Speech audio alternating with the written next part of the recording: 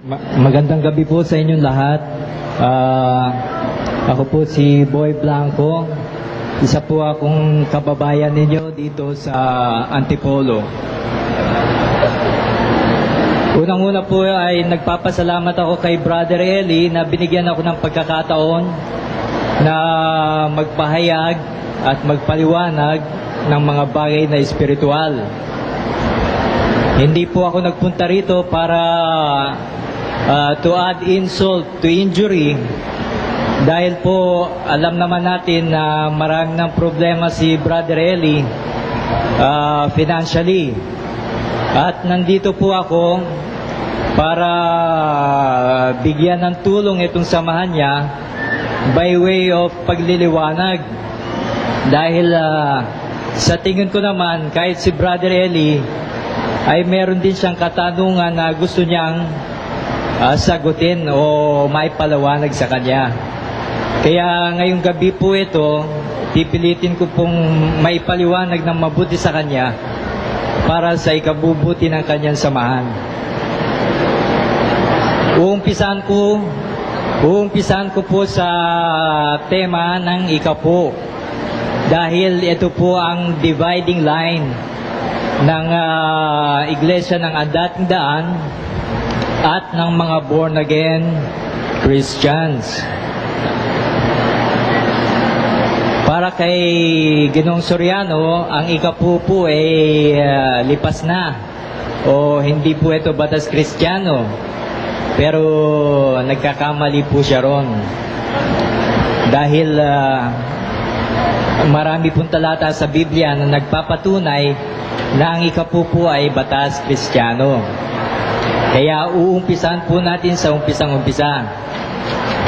Ang sabi po ni Mr. Soriano, sa mga Hudyo lang daw ang ikapo, hindi daw po ito sa batas Kristiyano. Nagkakamali kayo, Mr. Soriano. Dahil wala pa po ang batas ni Moses. Ni wala pa po si Moses. Ni wala pa pong mga Hudyo. Ni wala pa pong bayang Israel na mababasa, ay meron na pong ikapo. Ito po ay mababasa sa Genesis 14:20, nang magbigay si Abraham ng ikapo. Si Abraham po ay hindi Hudyo. Siya po ay ama ng maraming bansa. Genesis 17:4. At kasama na po ang mga Hentil dito. Ibig pong sabihin ay tayo po yun.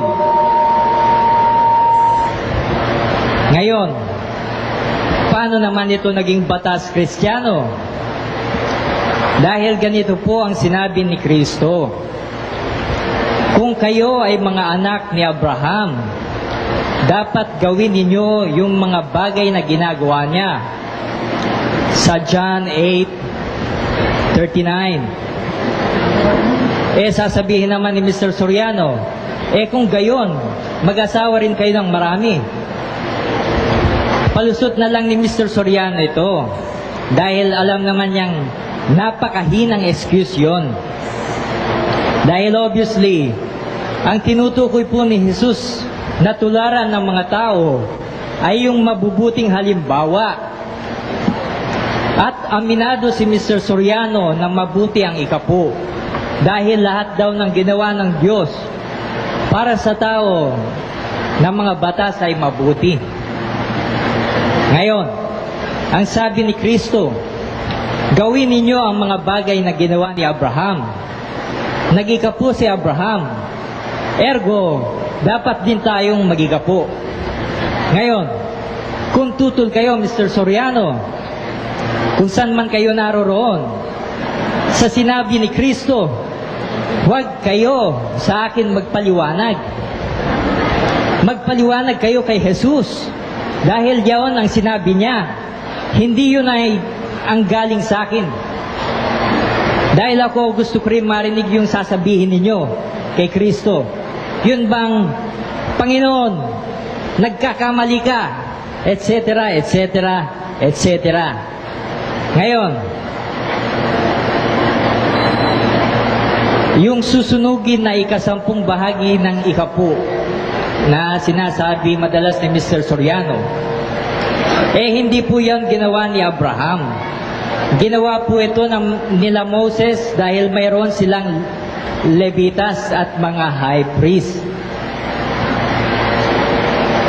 Paano ngayon ito? Wala naman tayong Levitas at ang high priest natin ay nasa langit.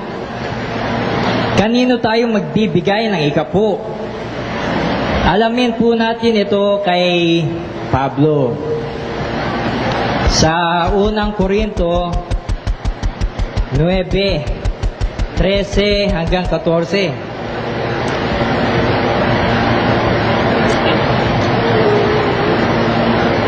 Ganito po ang sinasabi. Surely you know that the men who work in the temple get their food from the temple, and that those who offer the sacrifices on the altar get a share of the sacrifices. In the same way, emphasis po sa in the same way, the Lord has ordered that those who preach the gospel should get their living from it. Ayun po. Yung pong nangangaral ng ebanghelyo, ayun po ang entitled sa ikapu. Ayun po ang sabi ni Pablo. Kasi in the same way, kung 10% nun, 10% din ngayon.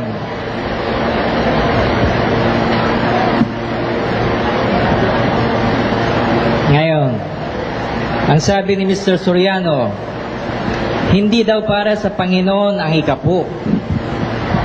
Ito daw ay para sa mga saserdotes Levitas. Alamin po natin sa Malakay 3:8. Sa Malakay 3:8, ito po ang sinasabi. Is it right for a person to cheat God? Of course not. Yet you are cheating me. How? You ask.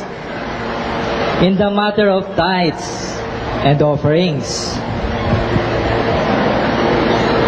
Ngayon, dun sa nabasa nating talata, sino po doon ang pinagnanakawan? Yung mga Levites ba? O ang Panginoon?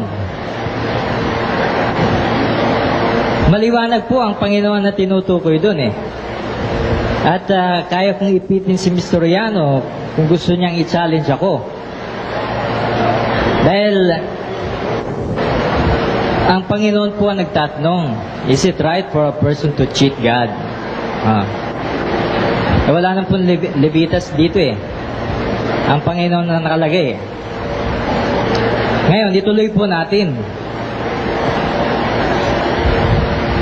A curse is on all of you because the whole nation is cheating me. Ito po ang masaklap sa nangyari sa ang dating daan. Meron silang curse, meron silang sumpa ngayon. Hindi ni Brother Eli malaman kung bakit nangyayari ito sa negosyo niya. Bakit daw ng negosyo niya? Bakit kailangan siya mangutang sa Bombay para lang may maipakain sa kanyang mga tupa? Hindi niya naintindihan kung bakit. Ito, sinasabi ko na ngayon kung bakit. Nasa Malakay, a curse is on all of you because the whole nation is cheating me. Bring the full amount of your tithes to the temple so that there will be plenty of food there. Put me to the test. I-test daw po ang Diyos. Alalahanin natin ang tinukso po si Kristo. Ang sabi po ni Kristo dun sa demonyo, you shall not put the Lord your God to the test. Pero dito po sa Malakay, ang sabi po dito, test me. Subukin niyo ako. Kaya ganun na lang ang pang-atake ni Mr. Soriano sa mga nag-iikapu. Dahil palagay ko hindi po niya nasusubukan Kaya ganun na lang.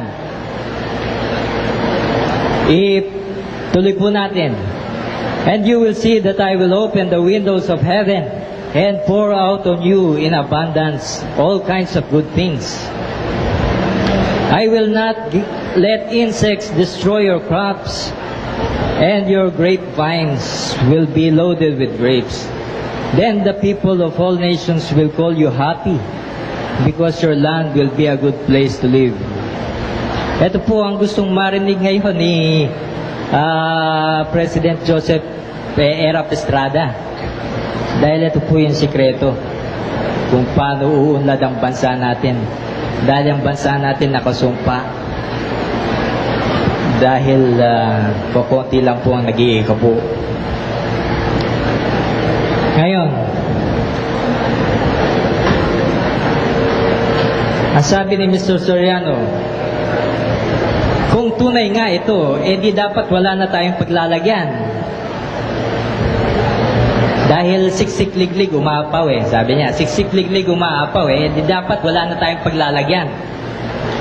Do you realize, Mr. Soriano, kung ano ang sinasabi mo? You are saying that God is a liar.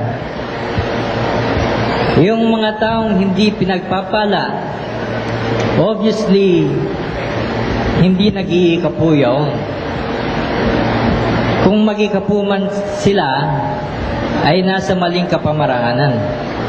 Dahil may tama at maling kapamaraanan ng pag-ikapo. Kung galing sa masama yung ibinibigay nyo sa Panginoon, definitely, imbis na blessing ang pupunta sa inyo, ay magiging curse.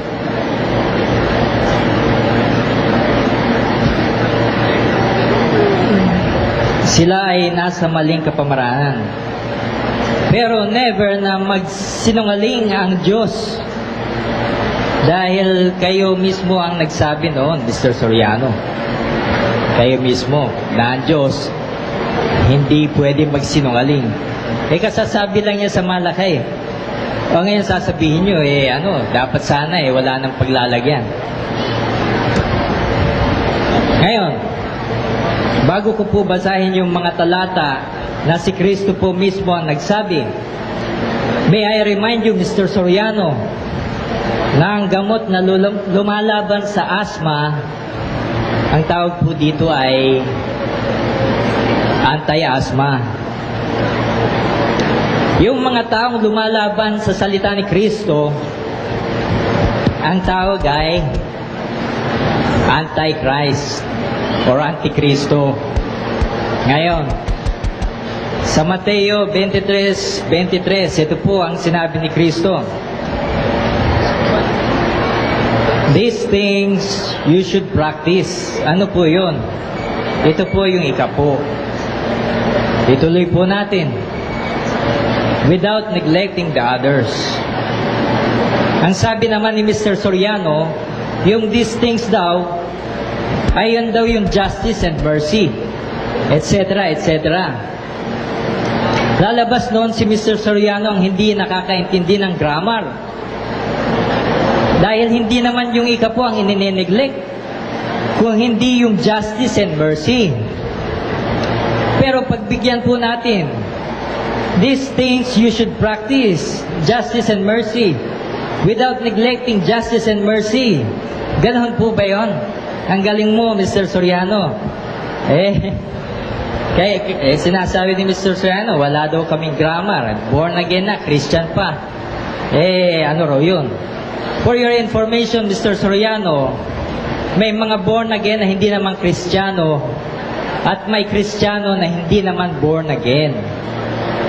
Actually, ito pong bansa natin ay Christian. Tinatawag na Christian. Pero does it follow na itong bansa natin born again? Hindi po.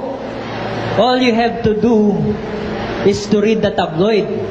Basahin niyo yung mga tiktik, yung mga bandera, yung abante, at sabihin niyo sa akin kung born again nga itong bansa na to. Definitely hindi. Kaya nagkakamali ka, Mr. Soriano. Ikaw ang hindi nakakaintindi ng grammar. Pero, granting na pagbaliktarin natin yung order ng mga salita, papasok pa rin dun yung ikapo. Papasok pa rin dun eh. Ngayon, ang lusot ni Mr. Soriano ay ang kausap daw ni Kristo yung mga Pariseo at hindi mga Kristiyano. Tignan po natin sa Mateo 23:1 hanggang 3. Then Jesus spoke to the crowds and his disciples. 5 minutes to go. The teachers of the law and the Pharisees are the authorized interpreters of Moses' law. So you must obey and follow everything they tell you to do. Maliwanag po na ang kausap dito ay ang mga alagad niya. At sabi ni Kristo sa kanila, sundin ninyo ang pinagagawa sa inyo ng mga Fariseo. Obviously, kasama na po dito ang ikapo. Dahil yung mga hindi nga nila ginagawa, pinapangaral din. Ano pa kaya yung ginagawa nila? Definitely, pinasusunod din ng mga Fariseo ang mag-ikapo. At ang sabi ni Kristo, sundin nyo ang itinuturo nila.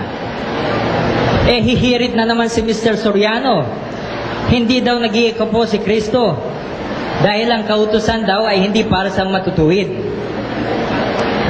Malayo na po yaon sa pinag-uusapan natin, Mr. Soriano. Dahil hindi si Kristo yung tinitignan natin. Kung hindi po yung aral niya. Pero sakyan muna natin yung sinasabi ni Mr. Soriano. Kung si Kristo ay sumusunod sa mga palatuntunan, kung si Kristo ay sumusunod sa mga palatuntunan ng tao, kahit mali, ano pa kaya yung palatuntunan ng Diyos? Remember, nung nagtanong si Kristo kay Pedro, Pedro, kailangan ba tayong magbigay ng tax? Di ba, yung mga foreigners lang ang magbigay ng tax? Oo nga po. Para wag na lang masaktan natin itong mga tao, magbigay na rin tayo. Bagamat labag sa kanila na sundin itong palatuntunan ng tao, ginawa nila. Ngayon sasabihin ni Mr. Soriano, hindi raw sinusunod ni Kristo ang palatuntunan ng Diyos dahil immune daw si Kristo Hindi daw para sa matutuwid ito At bakit naman siya tutuksin pa ni Satanas kung alam ni Satanas na walang posibilidad na bumigay si Kristo?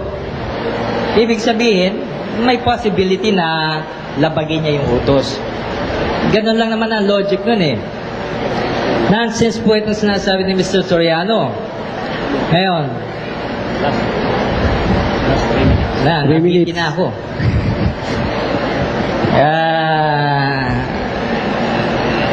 Ito sanang Mateo 5:17, 20. Kaya lang mabibitin lang ako pagbigyan na po natin si Mr. Soriano. Mr. Soriano.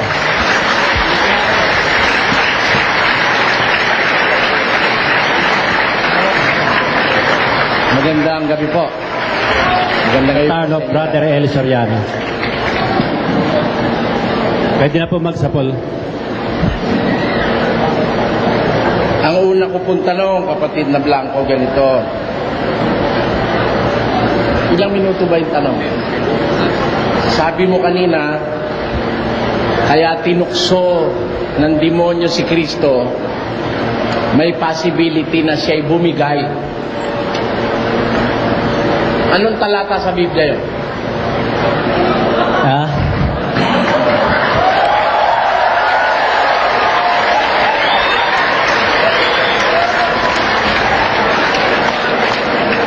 Mr. Soriano, sana naman po walang masyadong technical dahil... Huwag na, sumagot ka sa tanong. Huwag ka magreklamo. Pagka sinabi mo, tandaan mo, pag sinabi mo, you are subject to cross. Huwag ka magsasalita nang hindi mo kayang tindigan sa isang diskusyon kagaya nito. Wala naman technicality kung ginagawa. I'm just asking you, saan mo na pulot na talata na si Kristo may possibility bumigay? Unang-una po, Mr. Soriano. Hindi, bigay mo sa akin yung talata. Huwag mo ubusin ng oras. You have to answer me frankly. Anong talata mababasa na si Kristo ay may possibility bumigay? Wala po.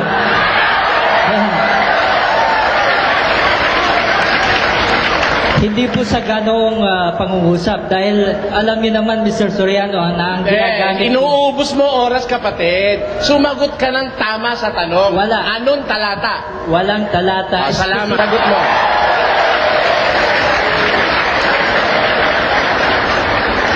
Ngayon, ang susunod kong tanong, Mr. Moderator, ito po. I think I will need your help. Yes. Kung mabasa ko sa Biblia na walang possibility bumigay si Kristo, tatanggapin mo, niloloko mo lahat ng tao ngayon dito.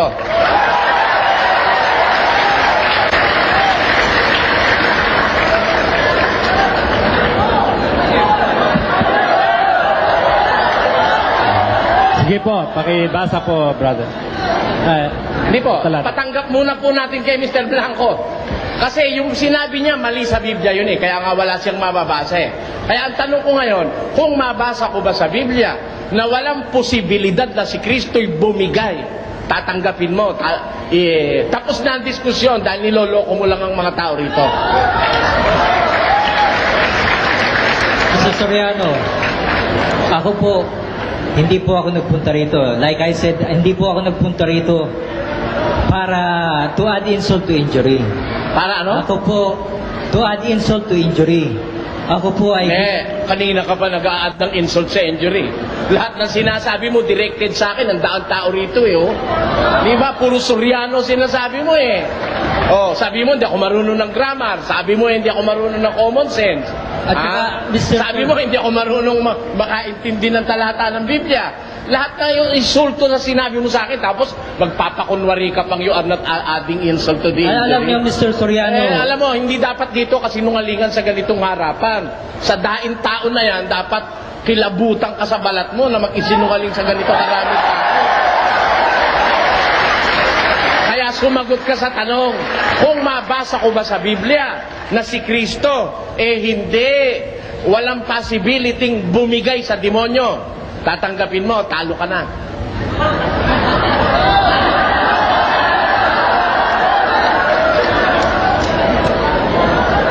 Alam na po naman natin yung story eh. Bakit mo Hindi. pa itatanong sa akin? You are under cross. Nasa cross examination ka. Answer as technically as possible. Tumagot ka. Kung tatanggapin mo, natalo ka na pag nabasa ko na si Babasahin mo na lang, Kristo. Mr. Soriano. Wala namang ganyan eh. Bla-blanco yung Ay, kaya hindi. ko eh. Diskusyon ito eh. Bla-blanco yung Diskusyon kaya ko ito eh. Dapat alam mo ang consequences ng pagharap mo sa akin. Ibahin mo ko sa ibang nakaharap mo. Diskusyon ito eh. Huwag kang humingi ng mercy sa akin. Dapat, paglalaban ka sa gera, kagaya niyan, ikaw pala marunong ng grammar, ako hindi. Ha? Ikaw pala nakakaintindi ng Biblia, ako hindi. Ikaw ngayon ang hihingi ng mercy. Ikaw pala ang totoo, ako'y mali. At ang samahan pala namin masama, kaya kakamo nagsasalita kanina dahil sa ikabubuti ng aming samahan. Palagay mo, ang aming samahan masama. Pero lumilitaw, ikaw ang masama, sinungaling ka eh. Oh. Diba? Kaya sumagot ka ngayon, Mr. Blanco. Soriano, unang-una po, wala po ang sinasabi na meron sa Biblia yung sinasabi nyo na bumigay si Kristo. Wala po ang sinasabi. Hindi ako nagsabi nun. Ikaw ang nagsabi nun, ano? Wala po akong sinasabi. Ikaw ang nagsabi nun na kaya tinukso ng demonyo si Kristo dahil may possibility siyang bumigay. Ikaw ang nagsabi. Bakit naman siya tutuksin pa ni Satanas kung alam ni Satanas na walang posibilidad na bumigay si Kristo? Ibig sabihin, may possibility na labagin niya yung utos. Ganun lang naman ang logic nun eh. Ito eh. At bakit naman siya tutuksin pa ni Satanas kung alam ni Satanas na walang posibilidad na bumigay si Kristo? Ibig sabihin, may possibility na labagin niya yung utos. Ganun lang naman ang logic nun eh. Litis siyang bumigay. Hindi analysis yun. Conclusion yun sa'yo. Ha? Ngayon, pinatitindigan ko sa iyo ang sinabi mo na yan. Kung lalaki ka talaga at may paninindigan ka, kung mabasa ko ba sa Biblia na walang possibility na si Kristo'y bumigay, tatanggapin mo, sinungaling ka, manluloko ka, tapos na ang diskusyon, talo ka na. O, Ba't ko sige. naman tatanggapin, Ayan. Mr. Soriano? Bakit ko naman tatanggapin? Kahit mabasa ko, hindi mo tatanggapin. Basahin mo na lang kasi, Mr. Hindi, Soriano. kahit mabasa ko, hindi mo tatanggapin. Umamin ka muna. I am merciful to those who are worthy of mercy. Kung aaminin mo na talagang hindi mo alam yung sinabi mo at nagkamali ka lang, o ba't naman kita susugirin doon, ano? Kaya kita ngayon gustong ma-corner dyan, baka ulitin mo ito, baka pag nakarating ka sa binangonan, ulitin mo na naman yung kasinungalingan mo. Napakarami mong taong ipapahamak dyan sa ginagawa mo na yan. Kaya ngayon pa lang umamin ka na talagang hindi totoo yung sinabi mo na si Kristo may possibility bumigay. Sukat pagbintangan mo yung tagapagligtas na may possibility bumigay. Aminin ko na mali yung analysis ko, Mr. Soriano. Alin? Pero, Oo, salamat. Salamat kapatid. Pinupuri kita dyan sa punto na inaamin mong mali yung sinabi mo. Titigilan na kita dahil inaamin mo ng mali yan. man siya tutuksiin pa ni Satanas kung alam ni Satanas na walang posibilidad na bumigay si Kristo. Ibig sabihin, may possibility na labagin niya yung utos. Ganun lang naman ang logic nun eh. Ginagawa mo na yan. Kaya ngayon pa lang umamin ka na talagang hindi totoo yung sinabi mo na si Kristo may possibility bumigay. Sukat pagbintangan mo yung tagapagligtas na may possibility bumigay. Aminin ko na mali yung analysis ko, Mr. Soriano. Alin? Pero, Oo, salamat. Salamat kapatid. Pinupuri kita dyan sa punto na inaamin mong mali yung sinabi mo. Titigilan na kita dahil inaamin mo ng mali yan. Ngayon, lilipat ako ng ibang tanong. Pangalawang paksa po.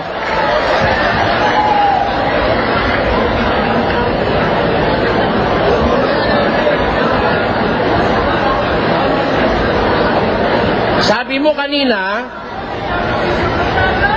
ginamit mo ang 17.4 ng Henesis. At doon ay nakasulat ang ganito at gusto kong basahin ang Henesis 17.4 for clarificatory reasons. Ito ang sabi dito. Tungkol sa akin, narito ang aking tipan ay sumasayo at ikaw ay magiging ama ng maraming bansa.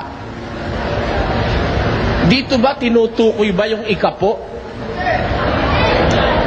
mali po yung binasa nyo, Mr. Soriano. Hindi, 17.4. Yung, Hindi, sinabi mo kanina, sinight mo, 17.4. Yung sinasabi ko po, ayun po ay tungkol sa mga hintil. Hindi, ang sabi He mo... is the father of many nations. Kasama po ang mga hintil. Kapatid, alam mo, sinusulat ko yung sinasabi mo, verbatim eh. Binastos ko nga yung mga kausap ko sa labas, di ko pinakinggan dahil kailangan isulat ko yung sinasabi mo eh. Eto, sabi mo, nagkakamali ka, Mr. Soriano. Wala pang batas si Moises. Sa ikapo, batas na ang ikapo, 17.4 ng Henesis. Sinabi mo kanina yan. Ngayon, Mali po, Mr. Soriano, dahil nakasulat din dito yung binabasa ko. Oh. Nagkakamali kayo, Mr. Soriano. Dahil wala pa po ang batas ni Moses. Ni wala pa po si Moses. Ni wala pa pong mga Hudyo. Ni wala pa pong bayang Israel na mababasa, ay meron na pong ikapo nang magbigay si Abraham ng ikapo. Si Abraham po ay hindi Hudyo. Siya po ay ama ng maraming bansa. Genesis 17.4. At kasama na po ang mga hintil dito. Ibig pong sabihin ay tayo po yun. Nagkakamali kayo, Mr. Soriano. Dahil wala pa po ang batas ni Moses. Ni wala pa po si Moses. Ni wala pa pong mga Hudyo. Ni wala pa pong bayang Israel na mababasa, ay meron na pong ikapo. Si Abraham po ay hindi Hudyo. Siya po ay ama ng maraming bansa. Genesis 17:4.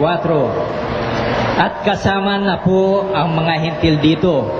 Ibig pong sabihin ay tayo po yun. Sabi mo kanina, ginamit mo ang 17:4 ng Henesis. At doon ay nakasulat ang ganito at gusto kong basahin ang Henesis 17:4 for clarificatory reasons. Ito ang sabi rito. Tungkol sa akin, narito ang aking tipan ay sumasayo at ikaw ay magiging ama ng maraming bansa. Dito ba tinutukoy ba yung ikapo? Mali po yung binasa nyo, Mr. Soriano. Hindi, 17:4. Yung Sinabi mo kanina, sinight mo, 17:4. Yung sinasabi ko po, ayun po ay tungkol sa mga hentil. Hindi, ang sabi He mo... is the father of many nations. Kasama po ang mga hentil. Kapatid, alam mo, sinusulat ko yung sinasabi mo, verbatim eh. Binastos ko nga yung mga kausap ko sa labas, di ko pinakinggan dahil kailangan isulat ko yung sinasabi mo eh. Eto, sabi mo, nagkakamali ka, Mr. Soriano. Wala pang batas si Moises. Sa ikapo, batas na ang ikapo, 17:4 ng Henesis. Sinabi mo kanina yan. Ngayon. Mali po, Mr. Soriano, dahil nakasulat din dito yung binabasa ko. Ha? Babasahin ko ulit sa inyo, Mr. Soriano. Gusto mo patunayan? Si Abraham po ay hindi Hudyo. Siya po ay ama ng Wala ko sinasabing Hudyo si Abraham. Ang isinight mong talata, doon ba sa 17:4 ng Henesis? Hindi po, nagkabaligtad kayo, Mr. Soriano. Nagkabaligtad kayo. Ano? Anong talata sinasabi mo? Yung sinabi ko pong nag-ika po si Abraham. Si Abraham sa Genesis 14:20. 14:20. Ngayon, teka muna, sandali. Sandali. Babasahin natin, pagbibigyan kita dyan ha. Although I can prove that sa pamamagitan ng tape, ano? Pero wala tayong panahon mag-rewind ngayon, ano? 14:20. At purihin ng kataas-taasang Diyos na nagbigay ng iyong kaaway sa iyong kamay. At binigyan siya ni Abraham ng 10 bahagi ng buong samsam. Kanino ibinigay ni Abraham ang 10 bahagi ng samsam? Melchizedek. Kay Melchizedek. May utos ba ang Diyos kay Abraham na magbigay siya ng 10 bahagi?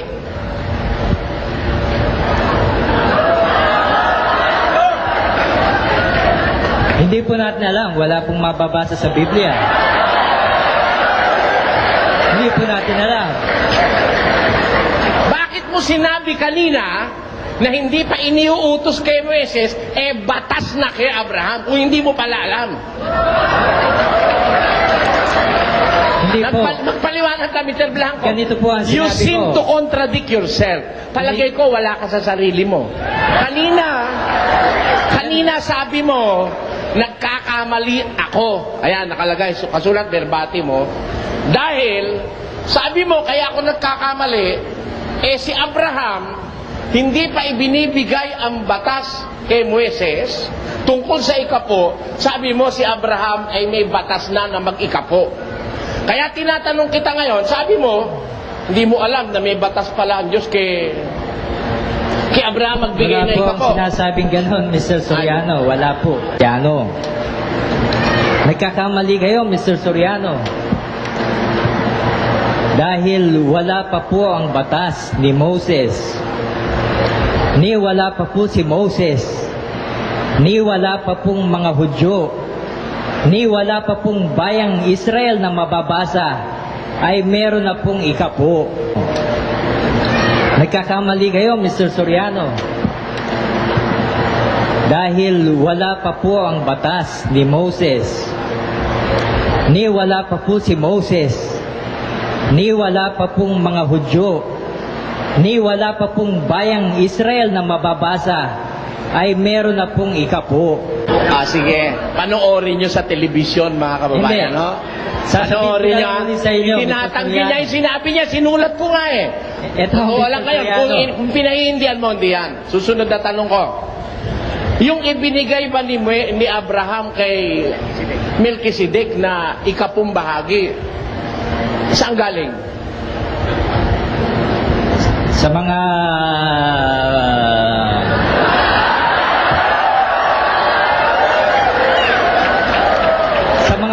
natalo niya, yung mga... Alam niyo naman yung Mr. Soriano eh, ba't niyo ipaitatmo sa... Hindi. Ako, sigurado ko, sarili ko, alam ko yun. Kaya ako tinatanong dahil ikaw ang hindi nakakaalam, kaya kita tinatanong. Eto, susunod kong tanong. Yung bang samsam, yun ba, pag-aari ba ni Abraham yon o inagaw niya lang?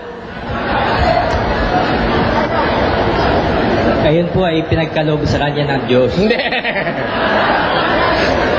Kaya nga siya nanalo eh. Dahil, Hindi yun ang usapan, hindi yung sa Diyos ang pag-uusapan natin. Pinag-uusapan natin yung nasa kay Abraham na ibinigay niyang ikapo.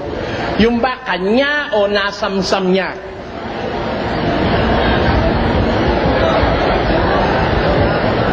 nasamsam niya. Nasamsam. Yung bang iniutos na ikapo sa mga saserdotes Levitas, samsam ba yun? Pakiulit, Mr. Soriano. Uubusin mo oras ko, Mr. Blanco eh. Yung bang iniutos na ikapo sa mga saserdotes Levitas sa Israel na kukolektahin sa bayan, yung ba samsam o utos ng Diyos na manggaling sa kanilang mga pinagpagalan? Ayun po ay utos ni Moises. Hindi, ano nga yun? Yung ba samsam, kapareho ba nung kay Abraham yon? O yun ay iba ang pagkukunan, hindi Iba nga samsam? po ang kay Moises, iba rin po ang kay Abraham. Ayun. Yung kay Abraham po, ayun po ang sinusunod natin. Ayun, salamat. Hindi yung kay Moises. Ayun. Sa mga tweet, ang susundin natin ngayon, yung kay Abraham.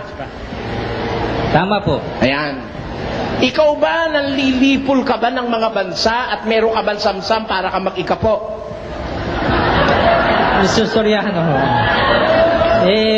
huwag naman ganyan. Below the belt. Hindi. Below the belt. Ikaw ang nagsabi, ang susundin natin yung kay Abraham. Di ba? Sabi mo kanina yung susundin natin yung kay Abraham. At ang kay Abraham, samsam. Alam niyo, Ikaw ba, pag nag-iikapu ka, nagnanakaw ka ba para ipag-ikapu mo? Alam nyo, sinasabi nyo, Mr. Soriano, na pangit ang ugali ni Abraham. Hindi ganoon. Kung sinabi sa'yo mo, bibigyan tinan mo, niya ang Diyos ng... May sinabi ba akong pangit ang ugali ni Abraham? Ayun na. Ang tabil ng dila nitong taon to, masahol pa ito sa babaeng chismosa, oh. Wala naman ako sinasabi kay liwaliwalag, tinatanong kita. Sabi mo, sa utos na ikapo, ang susundin natin yung kay Abraham. Yung kay Abraham, galing sa mga samsam, pinaglupigan sa mga bansa na kanyang mga pinagpapatay.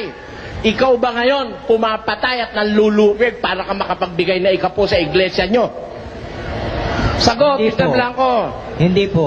Sumusunod ka ba ngayon kay Abraham? Sumusunod. Alin ba? Totoo. Time. Susunod ka kay... sige, time na po. Ano yung Mr. Soriano? Time na kapatid. Tayo na po.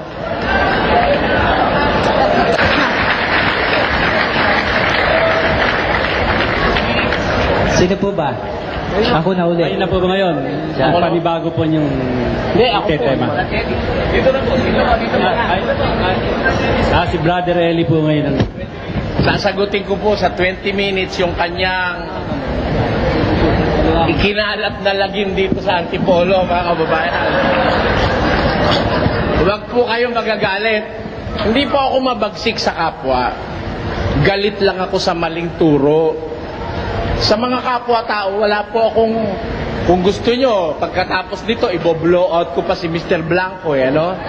Pero doon sa mali niya sinasabi, hindi ako makakapayag doon na ang mga taga-Antipolo na ngayon ko lang nakitang personal, kaharap ako ilokohin niya.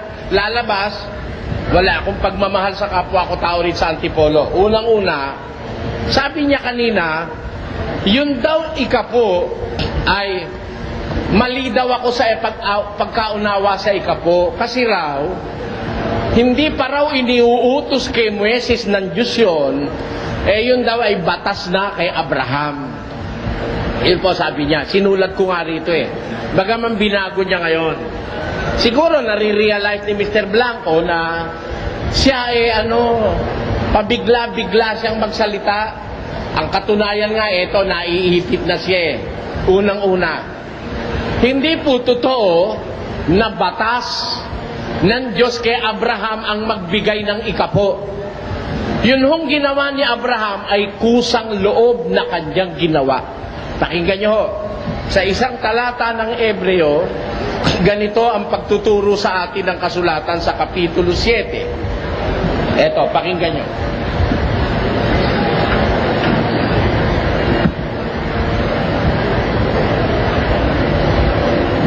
Sa 7, versikulo 1. Sapagkat itong si Melkisedek, hari sa Salem, saserdote ng kataas-taasang Diyos, na siyang sumalubong kay Abraham sa pagbabalik galing sa paglipol sa mga hari, at siya'y pinagpala niya, na siya namang binahaginan ni Abraham ng 10 bahagi ng lahat, na kung sasaysayin, una-una, siya'y hari ng katwiran at saka hari naman sa Salem, na siya sa makatwid ay hari ng kapayapaan, na walang ama, walang ina, walang kapasimulan ng araw ni katapusan ng buhay, datapot naging katulad ng anak ng Diyos na nananatiling saserdote magpakailanman.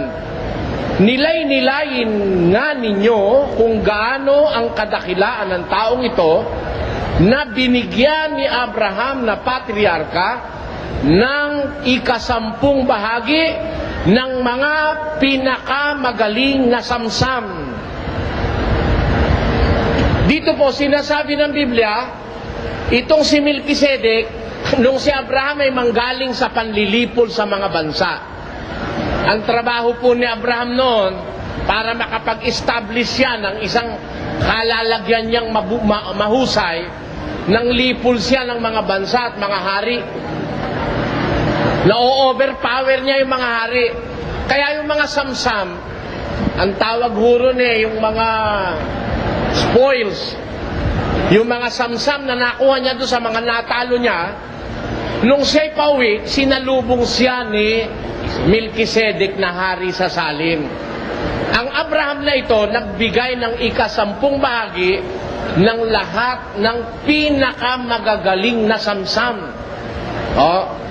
Pag sinabing samsam, ito yung kanyang nakuha dun sa mga natalo niyang mga hari at mga tao. Yun ang ibinigay niya, ikapo noon kay Melkisedek. Wala hong sinasabi sa Biblia na si Melkisedek ay nanghingi. Hindi kagaya ng mga pastor ni Mr. Blanco, walang tigil lang kahihingi. Tinatakot pa miyembro na pag hindi raw nagbigay, ninanakawan ng Diyos. Walang mababasa si Mr. Blanco nang hingi si Melkisedek.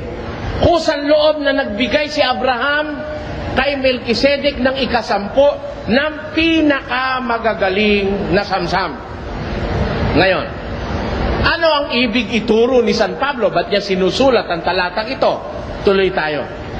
At katotohanan, ang mga anak ni Levi na nagsisitanggap ng katungkulang saserdote ay mayroong utos. May utos ho, wala? Ulitin ko. At katotohanan ang mga sa anak ni Levi na nagsisitanggap ng katungkulang saserdote ay mayroong utos na kumuha ng 10 bahagi sa bayan ayon sa kautusan, sa makatwid ay sa kanilang mga kapatid, bagamat ang mga ito'y nagsilabas sa mga balakang ni Abraham. Tingnan ninyo, ang katotohanan hindi alam ni kaibigan Blanco, alam ni Pablo yon. At kung ako'y kadiwa ni Pablo, alam ko rin. Alin ang katotohanan, mga kababayan? Alin ang katotohanan? Walang utos kay Abraham na magbigay ng 10. Wala. Hindi rin naman siya hiningan ni Melkisedek na 10. Ay, alin ang katotohanan? Ang katotohanan, yung mga anak ni Levi na nagsisitanggap ng katungkulang pagkasaserdote, yun ang may kautosang kubuha ng ikasampung bahagi sa kanilang mga kapatid. Hindi ho sa samsam, hindi sa mga nilipol, kundi sa kanilang mga kapatid. Bagaman ang mga kapatid nilang ito'y galing sa balakang ni Abraham. Kaya nag-umpisa po ang pag-uutos ng pagbibigay ng ikapo, kailan? Nang lumabas ang mga saserdotes Levitas sa balakang ni Abraham. At yan ay sa panahon ni Propeta Moises. Doon nag-umpisa ang utos na ikapo. Kaya, kung may ikapo na susundin ng mga Israelita, yung utos para sa mga saserdotes Levitas. Aba, ito si Mr. Blanco ang susundin daw natin yung ikapo kay Abraham. Ang ibig sabihin, para makapagbigay tayo ng ikapo ngayon, mananamsam tayo. Pag may nakita kayo sa mga bayan, mga nayon, na may mga dalang bag, mag-snatch kayo. Yun ang ibig niya sabihin. Kasi kung susunod ka doon kay Abraham, abay, lahat ng mga hintil na masasama, lilipulin mo. Ha? Pati mga haring masasama, lilipulin mo. At lahat ng masasamsam mo na mga properties nila, bibigyan mo ng ikapo si Mr. Blanco. Ayon. Ayan ang gusto niya sabihin doon. Sa kanyang sinasabi na yon, na tayo raw susunod sa ikapo ni Abraham. Ngayon, nagtataka naman ako sa sagot niya. Dahil nung bandang huli, sabi niya rito, sa isinulat ko, sabi ika ni Mr. Soriano, yang ikapo, hindi para sa Diyos, kundi para ika sa mga saserdote. Nakikinig kasi sa program ko Hindi ko siya masisising alam niya yung sabi ko. Talaga naman sinabi ko, hindi naman para sa Diyos yun Para sa mga saserdotes Levitas yun pero, yun ba kahit tama? Nagkakamali ka si Mr. Soriano. Basahin natin sa Malakay 3:10. Ayan. Basahin natin sa Malakay 3:10. Binigay niya, Malakay 3:10. Ito bang Malakay 3:10? Ikapo ni Abraham o ikapo ng saserdotes Levitas? Di madilim talaga utak ng taong ito. Babasahin ko ang Malakay 3:10. Pakinggan nyo. Ito'y pangungusap ng Diyos. Kanino sinasabi ito? Sa bayang Israel. Ano ang sabi sa Israel? Nananakawan baga ng tao ang Diyos? Gayon may ninanakawan ninyo ako. Ngunit inyong sinasabi, sa ano ka namin ninanakawan? Sa mga ikasampung bahagi at sa mga handog. Kayo'y nangasumpa ng sumpa, sapagkat inyo akong ninanakawan sa makatwidbagay nitong buong bansa. Ayon. Tingnan nyo si Soriano. Kaya siya ay may sumpa. Down na siya. Ang kanyang negosyo, down, sabi niya. Kasi hindi niya ikaalam kung paano siya pagpapalain ay sa ikapo. Tatanungin natin ngayon si Mr. Blanco mamaya, ito bang binasa mo sa Malakay 3:10? Ito ba'y ikapo kay Abraham o ikapo na utos sa mga saserdotes Levitas? Yan. Tiyak na tiyak yung sagot mo dyan, mali. Kahit ano isagot mo, mali.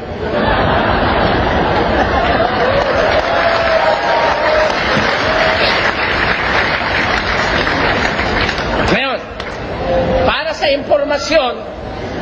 impormasyon ni Mr. Kasi nagkakalat siya ng rumor mongering yan Down na raw ang negosyo ko. For your information, kapatid, hindi down ang negosyo ko. Mabili pansit namin, kala mo. Baka hindi mo alam ang negosyo ko. Meron akong piggery, meron akong palaisdaan, meron akong auto supply, meron akong butika. Meron akong feed supply. poultry supply, 3. Ang restaurant ko, 6. Ano? Meron akong piggery, tapos meron pa akong general merchandise. Meron pa akong tindahan ng meat supply. Yon. Lahat ng yon hindi down. Kaya lang kinakapos ang kita sa pagmamahal sa kapwa. Nauubos sa pagmamahal sa kapwa. Hindi down yon. Huwag ka magpaparatang na ako'y sinusumpa ng Diyos. Hindi totoo yun ang sinasabi mo, sinusumpa ako ng Diyos. Ang sinusumpa ng Diyos, yung mga born again na pastor na inuutusan ng miyembrong magpalimos sa daan. Kami walang nagpapalimos sa amin. Ha? At inuutusan ng miyembro magbigay ng ikapo. Yun ang mga sinusumpa ng Diyos. Bakit? Halatang puro pera gusto nung mga yun eh. Kaya ikapo ng ikapo hinihingi sa miyembro nun eh. Yun ang masasabi ko sa iyo. Pero huwag mong paratangan na ang negosyo ko'y down. Ang katunayan nga kapatid, ano? Meron kami isang bagong binuksan sa Rustan. Meron kami nagbinuksang restaurant sa Rustan. Sa 1 linggo, magbubukas uli kami sa Macro, Novaliches. Ayun. Kaya hindi kami down, ano? Kaya lang kapos ang aming pera. Dahil sa dami ng aming ginagawang proyekto para sa kapwa. And I hope to establish more businesses para ipakita ko sa mundo na hindi lahat ng pastor ang gusto'y kwartahan ng miyembro sa relihiyon. Yan ang masasabi ko sa'yo. Huwag mo kayong papali sa mga born again pastor na kagaya mo. Na walang iniaasa yung tiyan nila, iniaasa sa miyembro. Ha? Walang lalamunin kundi mangungurakot sa miyembro. Yan ang maraming pastor ngayon eh. Hindi ko naman sinasabing kasama ka ron. Ngayon, eto pa sabi niya.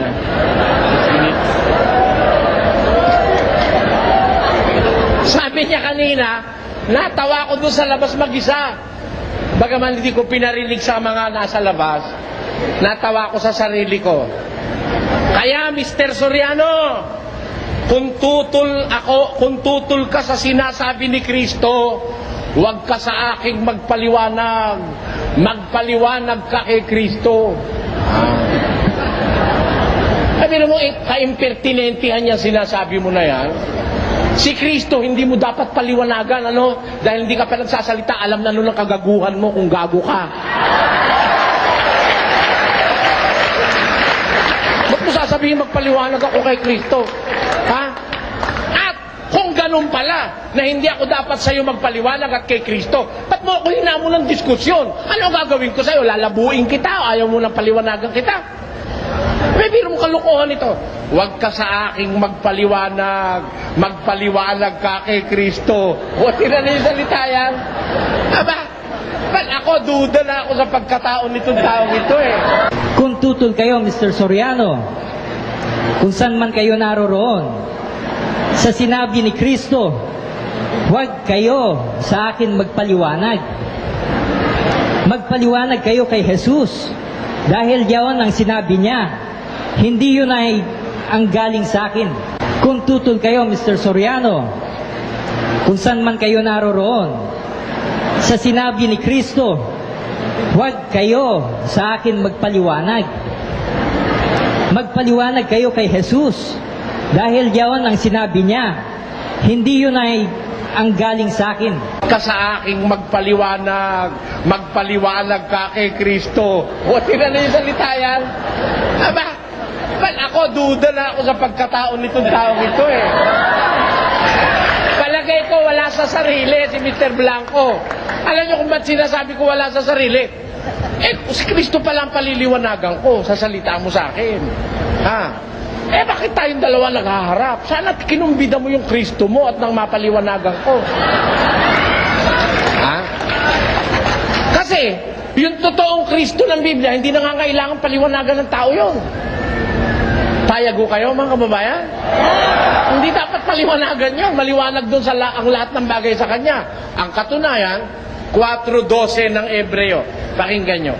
Sapagkat ang salita ng Diyos ay buhay at mabisa at matalas kaysa alinmang tabak na may 2 talim at bumabaon hanggang sa paghihiwalay ng kaluluwa at espiritu ng mga kasukasuan at ng utak at madaling kumilala ng mga pag-iisip at mga haka ng puso at walang anumang nilalang na hindi nahahayag sa kanyang paningin. Kailangan magpaliwanagan mo ang Diyos? Hindi ka pa nga nagsasalita, alam niya na yung kalokohan mo eh. Kaya, Paul na naman, ang daing Paul, mamaya, gagraduate na ito. Nakakaapat na siyang Paul eh, ano? Sino ba referee natin? Hanggang ilan ba ang allowed na Paul? 6? 4 na, 2 na lang. Gagraduate ka na, Mr. Blanco. Eto. Kaya daw, ang ikapo ay sa Diyos, kasi pag hindi ka raw nagbigay na ikapo, ang ninanakawan mo ang Diyos. Alam nyo, tinugtong niya ran? Ang pinagnanakawan doon ay ang Panginoon. Kaya, para sa Diyos yung ikapo. Kaya, dito, kaya kong ipitin si Mr. Soriano. Dito raw, sabi niya. Yun daw ikapo para sa Diyos. Kaya pag hindi ka nagbigay ng ikapo, ang ibig sabihin, nagnanakaw ka sa Diyos dahil para sa Diyos daw yon. Hindi ganon, mga kababayan. Pag nanakaw sa Diyos ng Israelita, ang hindi pagbibigay ng ikapo, pero hindi ang ibig sabihin, para sa Diyos yung ikapo. Yung ikapo, para sa mga saserdotes, libitas. Magbibigay ako ng panibagong halimbawa para maunawaan ninyo. Dito sa Gawa ng mga Apostol, pinatutulog niya kasi para sa Diyos yung ikapo eh. Sa Gawa, Kapitulo 5, sabi ni San Pedro ganito, dadapot isang lalaki na tinatawag na Ananias, kasama ang kanyang asawang si Sapphira ay nagbili ng isang pag-aari at inilingid ang isang bahagi ng halaga na nalalaman din ito ng kanyang asawa at dinala ang isang bahagi at inilagay sa paanan ng mga apostol. Dapat sinabi ni Pedro, Ananias, bakit pinuspos ni Satanas ang iyong puso upang magsinungaling sa Espiritu Santo at upang magligid ng isang bahagi ng halaga ng lupa? Nang yaoy nananatili pa, di ba gayon nananatiling iyong sarili? At nang maipagbili na, di ba nasa iyo ring kapangyarihan? Ano't inisip mo ang bagay na ito sa iyong puso? Hindi ka nagsinungaling sa mga tao, kundi sa Diyos.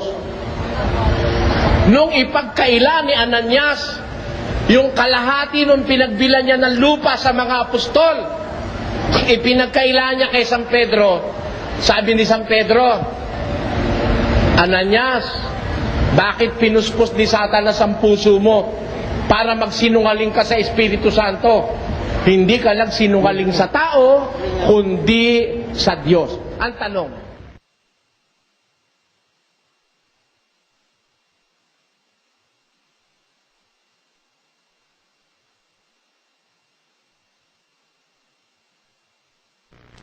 no?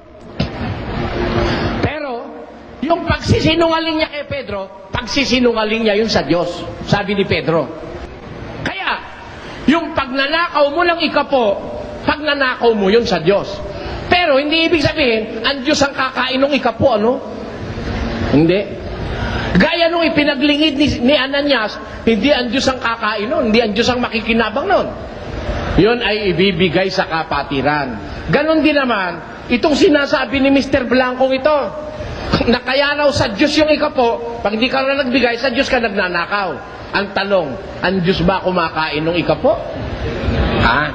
Kailangan ba ng Diyos ang ikapo? Para sa kanyang sarili, kailangan ba niya? O, tinan mo, di ka marunong ng Ay lunch. po. Po? Time na po. Sana 5 minutes binigyan mo ako. Wala akong warning ng 5 minutes. Dapat sagot ko. Salamat po. Tatanong po siya. Tatanong siya. Sound. Test. Ang sabi niyo po, Mr. Soriano, marami po kayong negosyo, tama po ba? Oo, narinig naman lahat yun eh. Narinig ko rin yung iba sa programa niyo sa RJ. Kung hindi ako nagkakamali, may 4 kayong restaurant. Di 6. 6. Meron Isa sa para malaan mo, no? Isa sa Rustan, 2 sa Roosevelt, 3 sa Pampanga. Meron kayong auto supply. Oo. Meron kayong hardware. Mm. Dealer kayo ng mga gulong. No. Mga goma. Hindi ako dealer ng mga gulong. Nung araw pa yun, ngayon hindi na. Mahal na gulong eh. Meron kayong poultry. Oo. Meron kayong piggery. Oh, anong tanong mo? Meron kayong kabayuhan. Meron kayong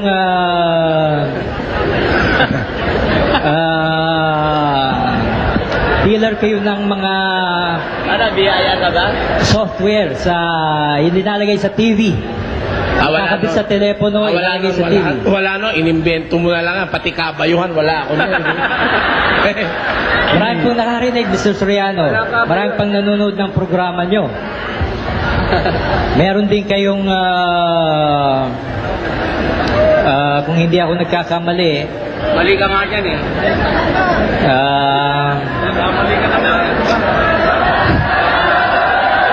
ang koleksyon nyo sa dito sa samahan ay milyones. Tama po ba? Milyones. Ano na? Milyones, koleksyon. Milyones. Alin, kapatid? Milyones po ang koleksyon nyo sa mga samahan ninyo. Milyones ang koleksyon namin sa samahan? O yung... Alin ba tinatanong mo, negosyo o samahan? Hindi po ako nagtatanong. Mamaya na kayo magtanong dahil ito eh... Hindi, tinatanong ko nga sa'yo kung ano yung tinatanong mo eh. Hindi po, malalaman nyo mamaya. Magulo kasi tanong mo eh. Alin ba tinatanong mo koleksyon namin? Sa negosyo o sa samahan? Sa samahan po dito. Sa samahan na alin? Samahan po ng ang dating daan. Church of God. Yun. Malumbuti liliwanagin mo kasi yung ang dating daan, hindi samahan yung programa sa TV yun eh. Hindi samahan yun.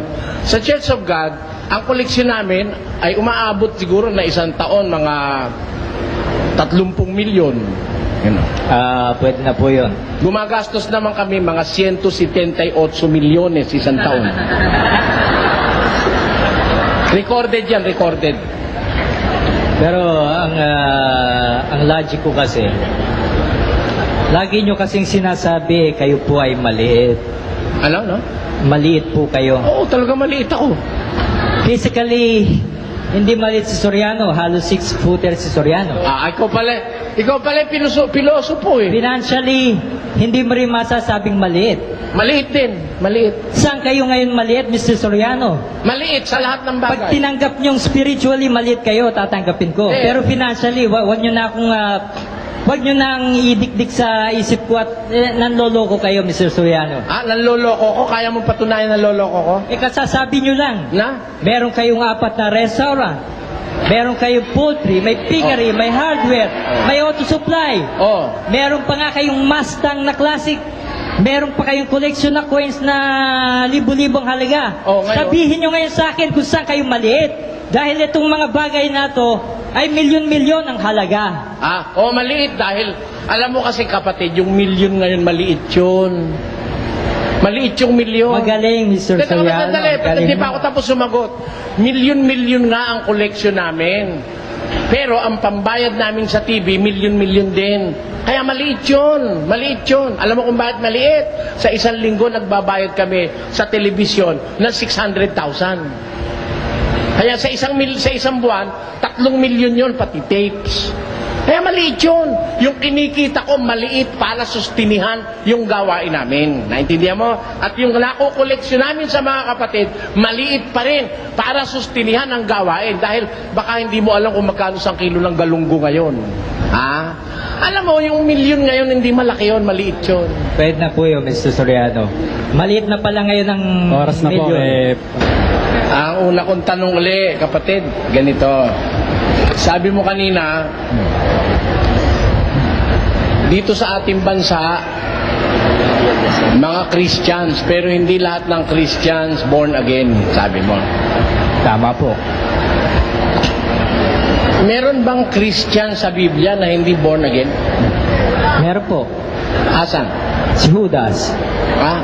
Asan? Si Judas. Basahin mo. A person who is born of water and of the Spirit is born again. Tama po ba? Si Judas ba? Si Judas po puspos ng demonyo eh. Paano magiging born again yon? Hindi. Ang tanong, asan talata? Kayo po ang nakakalam ng talata niya, Mr. Soriano eh. Sa John 6:70. Nung bang gawing si Judas, nung bang gawing apostol, puspos ng demonyo si Judas? Hindi natin alam. Ikaw ang nagsabi, puspos ng demonyo si Judas eh. Tapos hindi mo alam. Tingnan mo, nagsasalita ka ng... Nahirap sa'yo, nagsasalita ka na hindi mo alam eh. Inuulit ko, tanong ko. Sabi mo, si Judas hindi born again dahil puspos ng demonyo. Tama po. Tanong, nung bang gawin siyang apostol, puspos ba siya ng demonyo o hindi? Hindi po natin alam. Hindi ba totoo na sinabi mo na si Judas ay hindi born again dahil puspos ng demonyo? Nasa plano po yan ng Diyos. Hindi. Kung gusto po niya maglagay ng... Sumagot ka ng tanong sa tanong. Hindi ba totoo, sabi mo, na si Judas ay hindi born again kasi puspos ng demonyo? Tama Di ba sabi po. mo? Yan. Tanong, nun siya ba'y tawagin para maging apostol? Puspos ba siya ng demonyo nun? Hindi nga po alam. Ayun nga po ang sagot dun eh. Hindi mo po alam. Dahil wala Hindi mo po alam. makita sa Biblia. Inaamin mo na hindi mo alam dahil wala sa Biblia. Kung mabasa ko sa Biblia,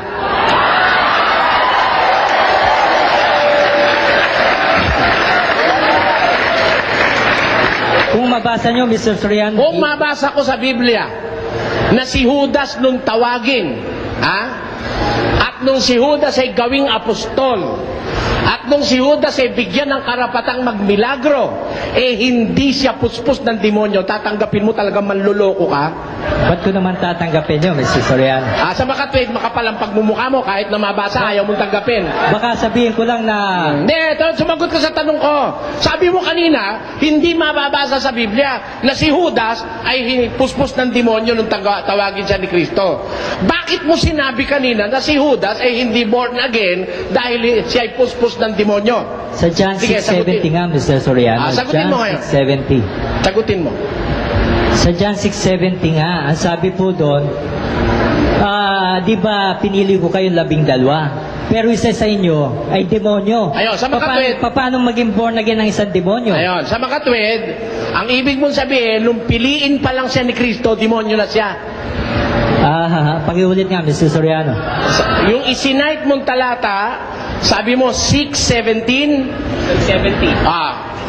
6:70. Ang tanong ko sa'yo, nung bang piliin siya ni Kristo, demonyo na siya? Wala po akong mabasa. Hindi ko po alam yun. Kung may alam kayo, sabihin nyo na. Hindi, tinatanong kita, wag mo kung utusan ko anong gagawin ko. Ako ang bahala sa sarili ko, ha? Ikaw, ang problema mo, sagutin mo yung sinasabi mo. Sabi mo kanina, si Judas ay hindi born again, pero Kristiyano. Tama. Tama. Membro siya ni Kristo eh. Bakit siya hindi born again? Dahil sabi mo, puspos siya ng demonyo. Trinidor nga niya si Jesus eh. Paano magiging born again? Ang tanong ganito. Nung bang siya'y tawagin ni Kristo at bigyan ng tungkulin pagka-apostol, puspos na ba siya ng demonyo o hindi pa? Hindi ko nga alam. Hindi ko po alam. Hindi mo alam. Dahil marami... Bakit mo sinabi na si Judas ay puspos ng demonyo, kaya hindi siya born again, hindi mo pala alam? Sa John 6:70 nga, Mr. Soriano, paulit-ulit lang tayo. Ano sabi ng 6:70 nandiyan? 6:70, didn't I choose the 12 of you? Yet one of you is a devil. Ayan. Makatwid, ang pinagbabatayan mo yung salita ni Kristo, na si Kristo, ay si Judas ay puspos ng demonyo. Tama po. Na ang sabi mo, sabi ni Kristo, hindi ba kayo'y pinili ko 12? At ang isa sa inyo ay diablo. Ang ibig bang sabihin nun, kapatid, nung piliin ni Kristo si Judas, diablo na siya? Hindi ko po nga mabasa, hindi ko po alam. Kayo nakakalam. Ano ngayon ang ibig sabihin nung binasa mo? Ikaw ang bumasa nun, sasabihin mo, hindi mo alam. Sa ngayon po, Mr. Soriano, kahit mga demonyo pwede rin magpagaling eh. Wala akong makialam doon, hindi yun ang tanong ko. Wala namang pagpapagaling sa tanong ko. Ikaw po, usapan natin pambihira ka Ikaw, tatanong ko sa iyo uli, bakit mo binasa yung 6:70? Ano gusto mong palitawin doon? Paano po magiging born again si Judas? Sinabi na nga po ni Kristo na siya ay demonyo. Ayun, sa makatwid. Kristiyano po siya. Sa susunod tanong. Pero hindi po siya born again. Sa susunod ko tanong ganito. Sige. Never in the life of Judas na siya'y na born again.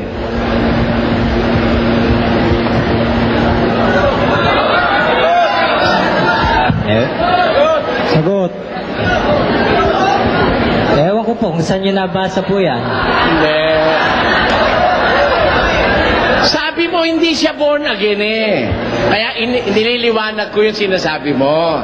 Ang tanong ko sa'yo, kung sabi mo, isinite mo yung 670 of the book of John, does it mean, kaya mo sinabi yon?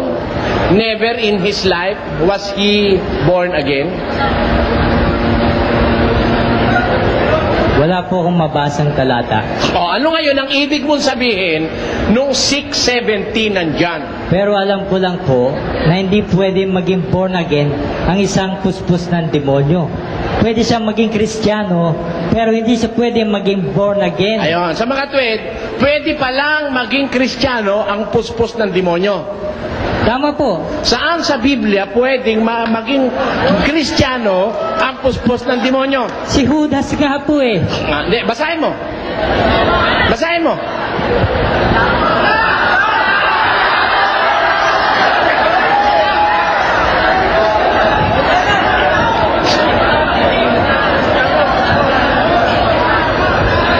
Kasi pag nagpakawala ka ng salita, at tatandaan mo, at akong kausap mo, susulitin ko sa iyo yan. Kaya ngayon, hinahanapan kita ng ebidensya. Hindi naman ako nagmamanupit Marami sa iyo. talata yun. Ang masasabi ko lang sa iyo, no, mag-iingat kapag ako kausap mo. Eto, palitawin mo ngayon sa Biblia yung paniniwala mo na may Kristiyano na hindi born again. Pinalitaw mo si Judas. Tinanong ko, kahit kailan ba hindi naging born again si Judas? Sabi mo, hindi mo alam. O ngayon, bakit mo ginamit ang 670 of John? Dahil yun lang po ang maliwanag. Ano ang sabi? Ano maliwanag doon? Na siya'y demonyo. Si Judas ay demonyo. Tanong uli. Po. Nung piliin ba ni Kristo si Judas, demonyo ba siya? Hindi po natin alam. Maring oo, maring hindi. Hindi natin alam. Kung mabasa ko sa Biblia na hindi siya demonyo nun, tatanggapin mo talaga ignorante ka. Basahin nyo, Mr. Surya. Tatanggapin mo ignorante ka. Tanggapin mo muna. Sige na, Mr. Soriano, basahin nyo na. Hindi, tanggapin mo muna. O, Tatanggapin mo ba? Tatanggapin ko. Tatanggapin mo, ignorante ka. At pangangako mo ba sa Diyos at sa tao na hindi ka na mangangahas magdadaldal ng hindi mo naiintindihan? Ayun po ang hindi ko mapapangako dahil Talagang magpapatuloy ka pa rin sa pagdadaldal ng hindi mo naiintindihan. Yun ang ibig sabihin nun. Kaya lilipat ako ng tanong. Ito, susunod kong tanong. Sabi mo sa akin kanina, sabihin ko sa iyo kung saan ako maliit. Ano? Sa palagay mo, kapatid, saan ba ako maliit? Sa palagay mo, saan ako maliit? hindi ko nga po alam eh, kaya sabihin nyo na po. Hindi, may sinabi ka kasi kanina eh. Sabi mo, maliit ako sa spiritual eh. Sinabi ko nga po, physically, hindi ko na makita na maliit kayo dahil halos 6 footer kayo. Sa mga Financially, hindi ko rin kayo makitang maliit. Spiritually, ito nga, ika po nga lang eh. Hindi nyo pa matanggap-tanggap. Ang dami ko nang nabasa. Naubos na itong buong araw natin. Ayun. Sa mga tuwid, saan ako maliit? Saan ako maliit? Sumagot ka, kapatid. Sagot. Kung sasabihin nyo po, Hindi, ikaw nga nagsasabi, ikaw po lang, hindi ko pa maintindihan ka mo eh. Sa iyong palagay, kaya mo sinasabi yun, saan ako maliit? sa palagay ko po, sa spiritual. Ayon. Meron akong babasahin talata sa iyo, kapatid. Sabihin mo kung saan maliit dito si Pablo, ha? Sabi niya, ako nga 2 minutes. Ako nga ang pinakamaliit sa mga apostol at hindi ako karapat-dapat na tawaging apostol sapagkat pinag-usig ko ang iglesia ng Diyos. Ayan. Ang tanong ko sa iyo, dito sa talatang ito, saan maliit si Pablo? Sa material o sa espiritual? Sagot, lahat po. Material, spiritual, Financial. Saan maliit si Pablo? Lahat na po, sa lahat ng bagay. Sa material at saka sa espiritual. Tsaka sa financial. Sa financial. At saka sa espiritual, maliit din siya. Opo. Sa makatwid, pareho lang kami ni Pablo maliit sa espiritual. Hindi po, kasi mayaman kayo eh. Hindi, sa espiritual nga eh. Sa spiritual. Sabi mo, maliit sa espiritual si Pablo, maliit din ako sa espiritual. Sa makatwid, pareho kami ni Pablo. Ngayon ko lang po narinig yan dahil Hindi, ikaw ang may sabi niyan eh. Paano ngayon mo lang narinig? Ikaw nga may sabi. Sabi mo kanina, maliit ako sa espiritual dahil hindi naman ako maliit sa physical. Sabi mo, 5'6" ako, hindi ka pala marunong kalkulasyon. 5'9" and a half lang ako. Oo. 6-footer ako, sabi mo. Ngayon, sabi mo, marami akong pera. Sabi mo, kaya hindi ako maliit sa material. Maliit ako sa espiritual. Nung tanungin ko sa iyo kung saan ang ibig sabihin ni Pablo, saan siya maliit, sabi mo, maliit din siya sa espiritual. Pareho ba kami ngayon ni Pablo? kung aminin yung maliit nga kayo spiritually, pero hindi nyo naman maamin-amin yan sa pakikinig sa TV. Walang kwenta sa akin yung sa akin ang kailangan liwanagin mo yung sinabi mo. Na maliit ako sa espiritual, maliit din si Pablo sa espiritual. Pareho ba kami ni Pablo na maliit sa espiritual? Hindi muna, Mr. Soriano, ang sinasabi nyo po ba ay maliit din po kayo sa spiritual? Teka, ako may karapatang magtanong, hindi ikaw eh. Tanong ngayon.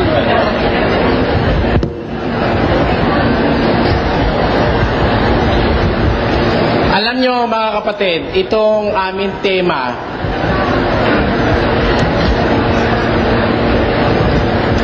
i-remind ko lang po ang tema. Sabi ni Mr. Blanco rito, ganito. Patutunayan ko na ang aral na aking ipinangangaral ay ang aral ng Ebanghelyong ikaliligtas at ikabubuti ayon sa Biblia. Ayan. Tapos, noong mag-umpisa siya, ang una niyang kinanat, ikapo. Patutunayan niya raw na yung aral niya, aral ng Ebanghelyong ikaliligtas. Ngayon, ang una niyang niliwanag ay yun daw ikapo. Tatanungin nga natin sa Biblia, mga kapatid. Pag-aaralan po natin, yung bang ikapo aral ng Ebanghelyo? Ito ba'y aral na itinuro ni Kristo at mga apostol? Ano ba ang kahulugan sa Biblia ng aral ng Ebanghelyo? Pakinggan nyo. Dito kay Lucas 16, ang versikulo 16 din, pakinggan nyo ang ating mababasa, mga kapatid. Ito po ang nakasulat sa Biblia. Ang kautusan at ang mga propeta ay nanatili hanggang kay Juan. Ayon.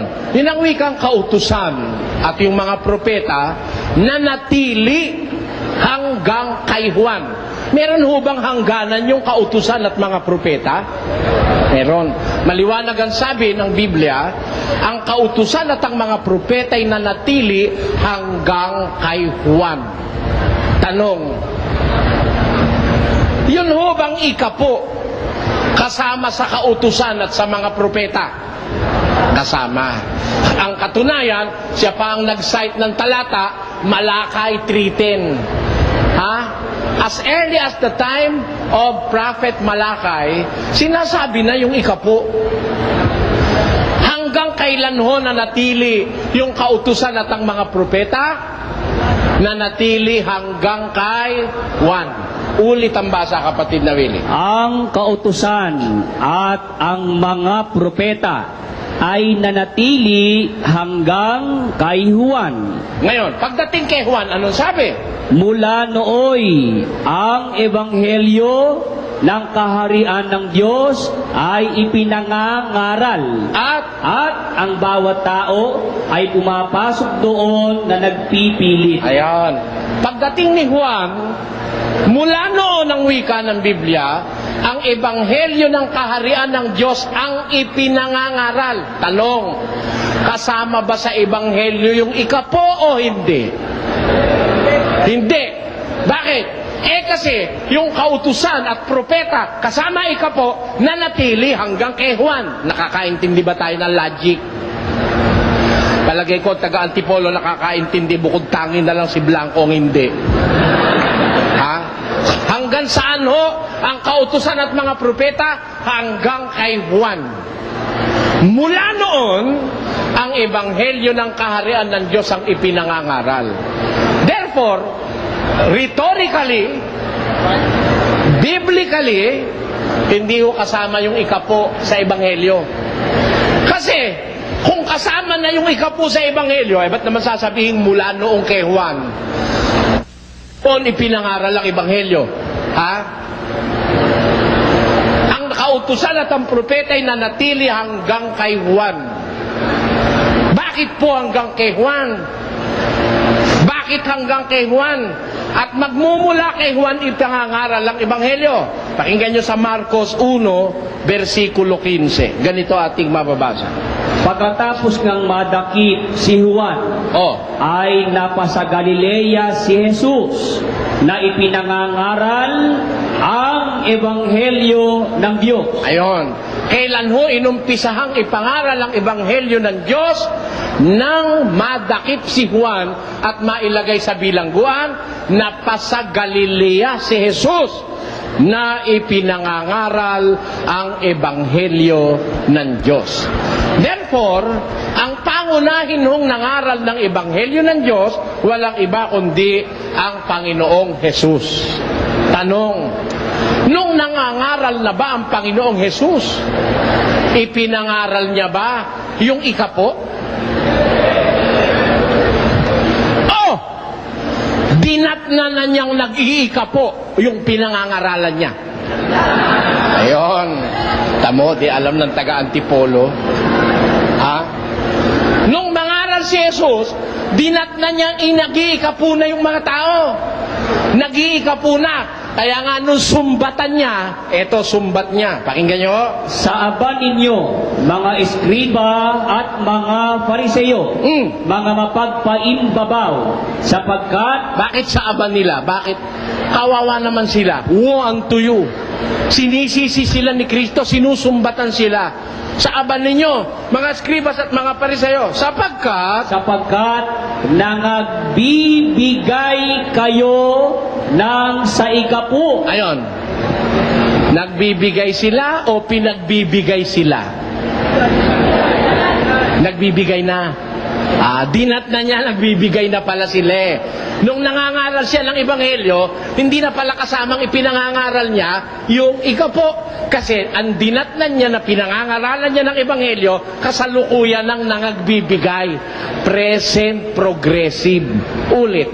Sa aba ninyo, mga eskriba at mga fariseyo, mga mapagpaimbabaw, sapagkat nangagbibigay kayo ng sa ikapu ng yerba buena at ng anis at ng komino, at inyong pinababayaang di ginagawa ang lalong mahalagang bagay ng kautusan. Ayan. Kaya pala itong mga pariseyong ito'y kaawa-awa naman sa paningin ni Kristo. Mapapahamak sila. Kasi alisto sila sa pagbibigay ng ikapo. Pero mo pati anis. Sino ho nakakaalam sa inyo ng anis? Gaano ho kaliit ang anis? Yung komino, yung yerba buena, mga damo yun, mga damong mababango, mga spices, parang ganon. Parang walang kakwenta-kwenta itong mga bagay na ito. Pero pati ito, iniikapuan ng mga eskriba at pariseo. Pinakamaliliit na bagay, iniikapuan nila. Pero, pinababayaan ninyo yung lalong malalaki o mahalagang bagay ng kautusan. Nakita nyo? Ganon si Blanco eh. Matindi sila sa ikapu. Yung kasama niya mga born again, doon matitindi, mga pastor. Malakas kasing pagkakwartahan yan eh. Yung mga kasama niya. Ganun sila eh. Matinding pagkakwartahan yan eh. Pero nagbibigay kayo ng ikapo, nagbibigay na ba o hindi pa? Kung dinat na nga ni Kristo, nagbibigay na eh. Pero pinababayaan ninyo ang lalong mahalagang bagay ng kautusan. Alin yun? Na dili ibat ang katarungan at ang pagkahabag Ano pa? at ang pananampalataya. Ayan. Tatapos- Meron palang mas mahalagang bagay ang kautusan kaysa sa ikapo. Yung kautusan dinat na ni Kristong ginagawa ng mga eskriba at pariseo, bagaman aktibo sila sa ikapo, pinababayaan naman nila yung lalong mahalagang bagay ng kautusan. Sa makatidbagay ang pananampalataya, ang katarungan at ang pagkahabag na Dapat sana ninyong gawin ang mga ito. alin ang gagawin? Alin ang gagawin? Dapat sana ninyong gawin. Alin ang gagawin? Hindi yung hindi pa nila ginagawa. Amen? Aba, ikapuraw yun. E de, baliktad ang utak nitong kausap natin. Ikapuraw yun. Kaya nga sinabi ni Kristo, dapat sana ninyong gawin. Kasi hindi nga nila ginagawa eh. Ano ang ginagawa nila? Yung ikapo. Nakuha niyo punto mga kababayan? Ulit. Sa aba ninyo, mga eskriba at mga fariseyo, mga mapagpaimbabaw, sapagkat nangagbibigay kayo ng sa ikapu ng yerba buena, at ng anis at ng komino, at inyong pinababayaang di ginagawa ang lalong mahalagang bagay ng kautusan. Alin ho ang hindi ginagawa? Yung lalong mahalagang bagay ng kautusan. Tuloy. Na dili ibat ang katarungan at ang pagkahabag at ang pananampalataya. Tatapwat, dapat sana ninyong gawin. Alin ang dapat gawin? Eh di yung hindi ginagawa. Tama po, hindi. Alin yung hindi ginagawa? Yung lalong mahalagang bagay ng kautusan. Sa makatibagay ang katarungan, ang pagkahabag at ang pananampalataya na dapat sana ninyong gawin at Ang mga ito at huwag pabayaang di gawin yaong iba. ayon.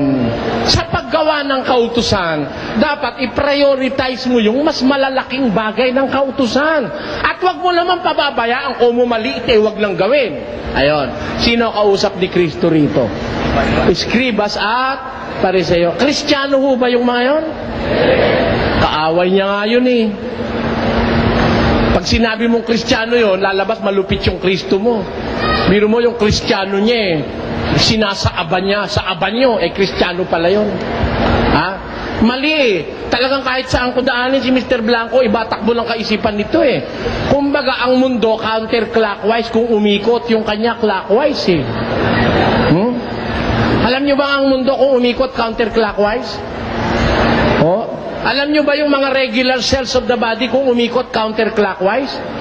Si Mr. Blanco, clockwise. Baliktad ang naiintindihan niya kaysa doon sa realidad na nasa Biblia. Kaya, itong kausap dito, hindi mga Kristiyano, sinusumbatan nga ni Kristo eh. Ngayon, punta tayo doon sa Kristiyano. Sabi niya, si Judas daw, Kristiyano, pero hindi born again. Natatandaan niyo ba, no? Ba't ka ako sinabi mong hindi born again? Mababasa ba sa Biblia? Wala naman siyang mabasa. Ba't niya sinabing hindi born again? Kasi raw si Judas, puspos ng demonyo. Yan. Mga kapatid, alam niyo ho ba yung salitang puspos ng demonyo? Ano yung puspos? Antipolo, Tagalog kayo ha? Alam niyo yan. Ano ho yung puspos? Punong-puno, di ba? Punong-puno, apaw-apaw, puspos. Ayan. Tanungin natin kung si Judas ayon sa Biblia ay hindi na born again dahil puspos ng demonyo. Pakinggan nyo sa isang talata ni Juan, ganito ang ating mababasa.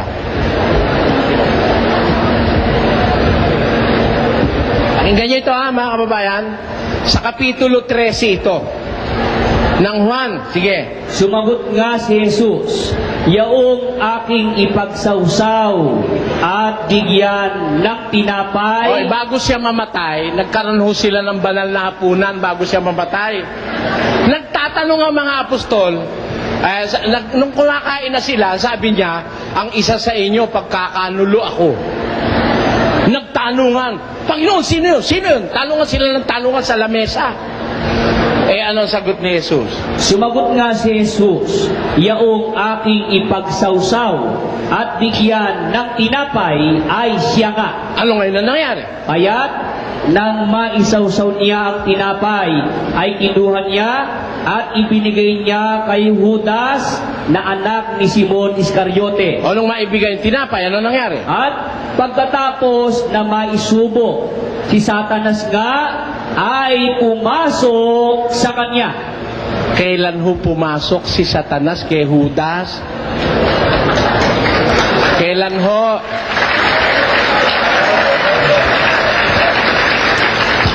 Kailan ho siya napuspos ng demonyo? Wala raw mababasa sa Biblia, hindi ka lang marunong magbasa. Nakita mo? Paul na naman, ikalima yan, gagraduate na yan, makita nyo. Kailan ho napuspos ng demonyo si Judas? Nung huling hapunan. Pero sa umpisa, si Judas may born again. Basa, pakinggan nyo sa Mateo 10. Ganito ating mababasa. At pinalapit niya sa kanya ang kanyang 12 alagad. Kaninong alagad? Alagad ni Kristo, hindi. Alagad. Kristiyano ba yung alagad o hindi? Kristiyano si Judas eh. Born again ba? Tuloy. At binigyan niya sila ng kapamahalaan laban sa mga karumal-dumal na espiritu. Yung mga 12, binigyan ng kapamahalaan laban sa karumal-dumal na espiritu. Nung panahon na yon, may karumal-dumal na espiritu na ba kay Judas? Binigyan nga siya ng kapamahalaan para sa mga karumal-dumal na espiritu di ba mga kababayan? Pakinggan nyo, tuloy natin. Upang mapalabas nila. Magpapalabas pala sila ng mga karumal-dumal na espiritu.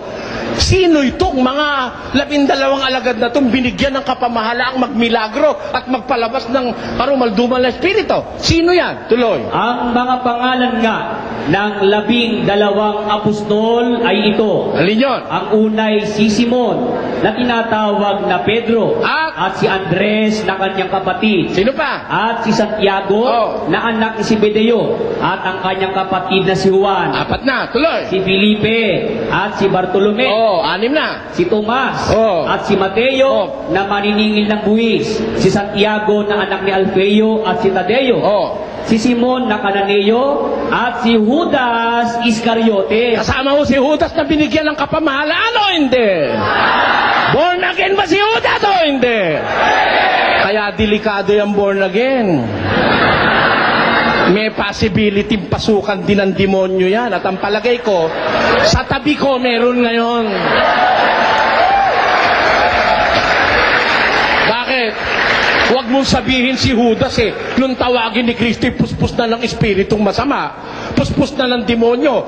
Binigyan pa nga ng kapamahalaan At ang katunayan, hindi masama si Judas sa umpisa. Ginawa pa ni Kristong tesorero.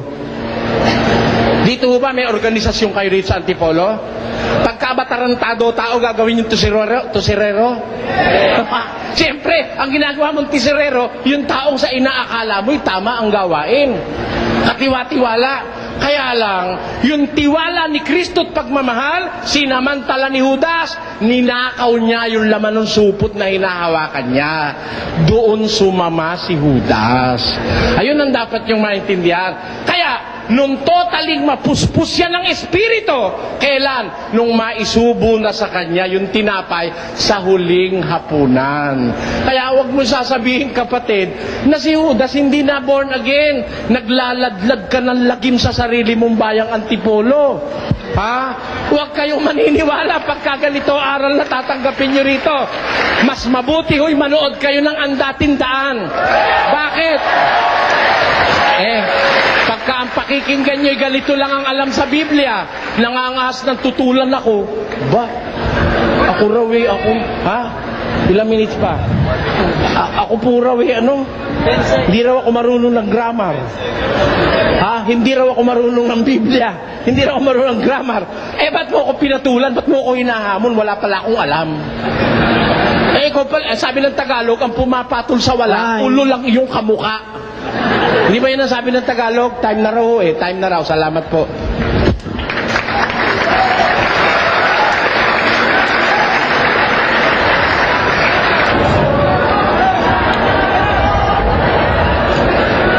Sa inyo po bang samahan, Mr. Soriano, masama po bang magnakaw? Alam mo, walang samahan sa mundo na nagtuturo ng kanyang miyembro magnakaw. Babasay, Kahit sa Katoliko, kahit sa Protestante, kahit sinong samahan. Ako'y naniniwala, walang samahang nagtuturong magnakaw ang miyembro niya. Masama yun. babasa po ako sa Malakay 3:8. Ganito po. lang. Malakay 3:8. Is it right for a person to rob God? Of course not. Yet you are robbing me.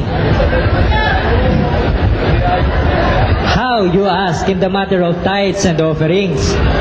Nag-iika po ba kayo, Mr. Soriano? Hindi. Oh, sa makatuwid, kayo po ay nagnanakaw sa Hindi kami kausap dyan, ano? Yung binasa mong talata, hindi kami kausap dyan. At sinasabi ko po naman na... Baka hindi mo alam kung sino kausap dyan sa binabasa mo. Tanong mo muna sa akin, sasabihin ko sa'yo. Kung gusto mong itanong, ngayon kung ayaw mong malaman ng tao, huwag mo nang itanong. Ako na lang mamaya magbo-volunteer. Alam nyo kasi, Mr. Soriano, yung mga ibang paratang nyo sa mga born Hindi, wala kang pakialam sa paratang ko. Ano ang tanong mo? Ano tanong mo? Oras ng pagtatanong mo, kapatid. Ayun nga po.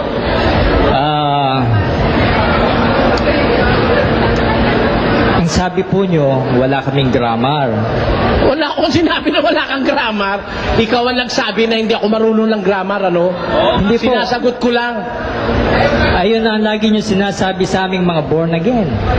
Wala kami... Huwag mo sasabihin yung hindi ko sinabi rito. Walang pakialam ang mga tao doon sa hindi nila narinig. Ang pinag-uusapan natin, huwag kang lalabas ngayon, mali yun. Yung sinabi rito, yun ang pag-usapan natin. Sa makatuwid, Mr. Soriano, iwan na po natin yan. Aling iiwan? Bayaw ko sa'yo. I am under cross. Kahit ano itanong mo sa akin, sasagot ako sa'yo eh. Kung bahala ka, kung gusto mong iwan. Kung gusto mo, iwan mo na naman ako. Pwede rin eh.